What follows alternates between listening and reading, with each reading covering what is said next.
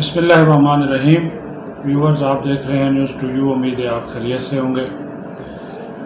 ایک تو جو آرمی چیف کا جو ڈنڈا ہے اسمگلرز، ذخیرہ اندوزوں، ڈالر مافیا، بجلی چوروں کے خلاف بڑی تیزی سے چل رہا ہے، اور ایسی شخصیات اس میں بے نقاب ہوئی ہیں کہ آپ اندازہ نہیں کر سکتے۔ کچھ سابق اراکین پارلیمنٹ ہیں، کچھ جو ہے وہ ایسے لوگ ہیں جو کہ بڑے اپنے آپ کو شریف سمجھتے تھے، اپنے آپ کو اشرافیہ کہتے تھے، وہ بھی اس سارے معاملے میں برے طریقے سے بے نقاب ہوئے ہیں۔ کوئی بجلی چوری میں ملوث ہے، کوئی ڈالر چوری میں ملوث ہے، کوئی اسمگلنگ میں ملوث ہے، کوئی چینی اور آٹے کی ذخیرہ اندوزی میں ملوث ہے۔ اور جب ان کے خلاف انویسٹیگیشن کی گئی تو خود ہمارے نگران وزیر اعظم اور متعلقہ ادارے حیران رہے کہ شخصیت دیکھیں اور ان کے کام دیکھیں، لیکن جب قانون کا ڈنڈا جو ہے وہ بلا امتیاز چلتا ہے تو پھر جو ہے وہ بات کیا کہیں کہ پھر اس نوبت تک پہنچ جاتی ہے کہ پھر بہت ساری چیزیں اگر واقعی قانون کے اوپر عمل درآمد ہو تو ایسی سامنے آتی ہیں کہ پھر بندے کے رونگٹے بھی کھڑے ہو جاتے ہیں کہ یہ ہمارے لیڈر ہیں جن کو ہم ووٹ دیتے ہیں، منتخب کرتے ہیں، منتخب کر کے ایوانوں میں بیچتے ہیں، اور یہ ایسے کاموں میں جو ہے وہ ملوث پائے جاتے ہیں۔ اور یہ آپریشن جو ہے، یہ کارروائیاں جو ہے یہ جاری رہیں گی، یہ بھی میں آپ کو بتا دوں۔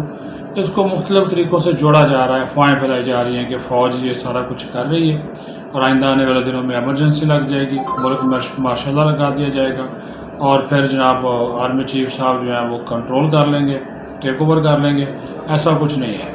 فوج جو ہے وہ کوئی مارشل لا نہیں لگانے جا رہی۔ فوج معاشی استحکام کے حوالے سے جو اپنا ایک کردار ہے وہ اس سول حکومت کے ساتھ مل کر ادا کر رہی ہے تاکہ معیشت جو ہے اپنے پاؤں پہ کھڑی ہو، عوام کو کچھ ریلیف جو ہے وہ مل سکے۔ اب عوام کو ریلیف دینے کے حوالے سے جو مختلف اقدامات کا سلسلہ ہے وہ ایسی صورت میں ہی وہ پائیدار ثابت ہو سکتا ہے کہ جب کہ وہ مافیاز، وہ اسمگلرز، وہ ذخیرہ اندوز، وہ اسٹاکسٹ کنٹرول میں بھی آئیں، کٹہرے میں بھی آئیں، جنہوں نے پاکستان کی عوام کو اس حال تک پہنچایا۔ اس وجہ سے ان کے خلاف یہ کارروائیوں کا سلسلہ جاری ہے، اور وہی لوگ اس قسم کی افواہیں پھیلا رہی ہیں۔ افواج پاکستان کی قیادت وہ متعدد مرتبہ یہ کہہ چکے ہیں کہ وہ پاکستان میں پائیدار جمہوری عمل کے حامی ہیں اور اس کا وہ تسلسل چاہتے ہیں، اور اس سلسلے میں انہوں نے کہا کہ وہ تعاون کا جو سلسلہ ہے وہ سول حکومت کے ساتھ جاری رکھیں گے تاکہ جو صحیح لوگ ہیں وہ لوگوں کو یہ رائٹ ہو کہ وہ اپنے نمائندوں کا انتخاب کر سکیں۔ اور اس حوالے سے یہ بھی چیزیں سامنے آئیں کہ جو کارروائیاں کی جا رہی ہیں ان کے خلاف کیسز، مقدمے، اس میں ایف آئی اے شامل ہے، آپ کی پولیس ہے، آئی بی ہے، اور دیگر اداروں کی جب رپورٹ سامنے آئی، جس طرح یہ ایرانی تیل کے حوالے سے کہ جو اسمگلنگ ہوتی ہے ایران سے، اس تیل کے حوالے سے آپ دیکھیں نا، اس میں کم از کم انہوں نے کہا کہ 29 جو سیاستدان ہیں وہ اس میں جو ہے وہ ملوث ہے۔ صرف ایرانی تیل کی میں بات کر رہا ہوں، اور 60 ارب روپے سے زیادہ کا نقصان قومی خزانے کو پہنچ رہا ہے۔ تو اس سے آپ اندازہ کریں کہ یہ کس طرح، اور یہ منظم نیٹ ورک ہے۔ اگر سیاستدان، اور اس میں بلوچستان، سندھ، پنجاب کے سیاستدان جو ہے وہ شامل ہیں، ان کا نام بھی وزیر اعظم کو پیش کیے گئے، وہ بھی سر پکڑ کے بیٹھے ہوئے تھے۔ یہ دیکھیے کہ یہ جو لوگ ہیں اس طرح کی کارروائیاں کرتے ہیں، تو وہ جب یہ عناصر جن کے خلاف یہ کارروائی ہو رہی ہے وہ اس حوالے سے بھی چیزوں کو اب وہ اپنے انداز سے بڑھا چڑھا کر یہ انداز کسی اور طریقے سے پیش کر رہے ہیں کہ ہمارے ساتھ زیادتی ہو، ایسا کچھ نہیں ہے۔ اگر آپ نے چوری نہیں کی، آپ عدالتوں میں جائیں اور آپ یہ چیزوں کو ثابت کریں، لیکن بلا امتیاز یہ کارروائیوں کا سلسلہ جو ہے وہ جاری ہے۔ اب اس میں دوسری بات، میں نے پہلے بھی یہ بات کی تھی کہ بلاول بھٹو زرداری نے پہلے تو اپنے والد صاحب کے اوپر اٹیک کیا، آصف زرداری کے اوپر، اور اب وہ اتحادیوں سے لڑ پڑے ہیں، اور اس کے اوپر سارے جو سیاسی لیڈر ہیں وہ اب کہہ رہے ہیں کہ یہ بلاول صاحب کا کوئی پتہ نہیں ہے کہ وہ کیوں جو ہے وہ اس قسم کے بیانات دے رہے ہیں۔ ایم کیو ایم نے تو یہ کہا کہ بلاول بھٹو کو زرداری نے ہی لانچ کیا ہے اور وہ سندھ بچانا چاہتے ہیں۔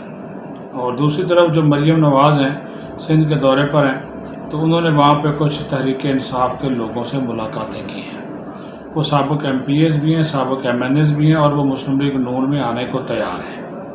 تو اس میں جو مریم نواز صاحبہ ہیں، انہوں نے کہا کہ تھوڑا سا بھی آپ ویٹ کریں، ان کو نون لیگ اپنے میں شامل کرنے کو تو تیار ہو گئی ہے، لیکن انہوں نے کہا کہ میاں صاحب بڑے میاں صاحب جو ہیں وہ آ جائیں.